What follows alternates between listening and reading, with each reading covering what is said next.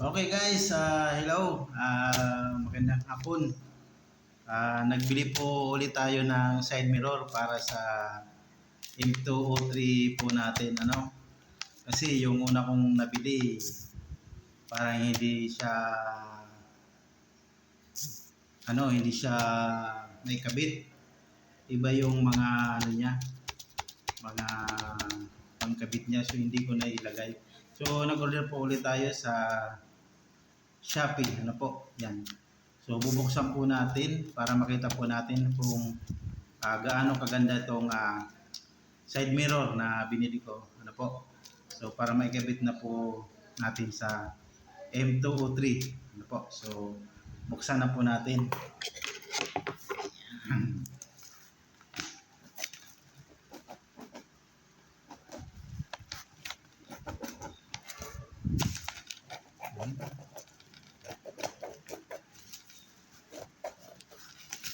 So far marami na po tayong nabili sa motor natin. Sabi nga niyan, pag gusto mo daw yung motor mapaganda, medyo mahal din talaga.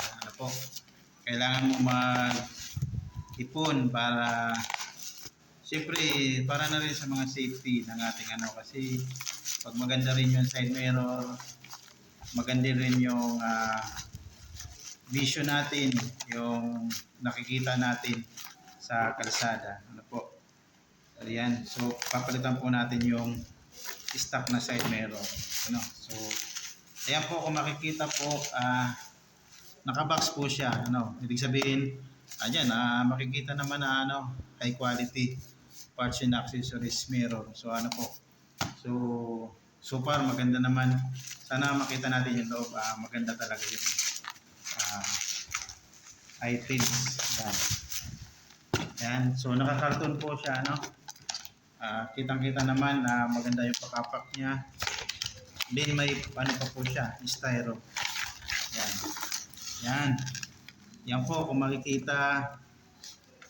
So maganda siya. And then malaki na po siya, malaki na yung niya. Salamin niya.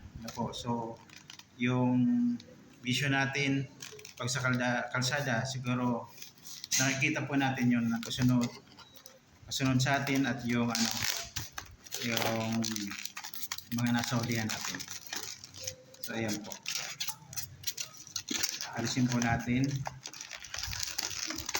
Ayan. So sa tingin ko parang madali naman po siyang ikabit.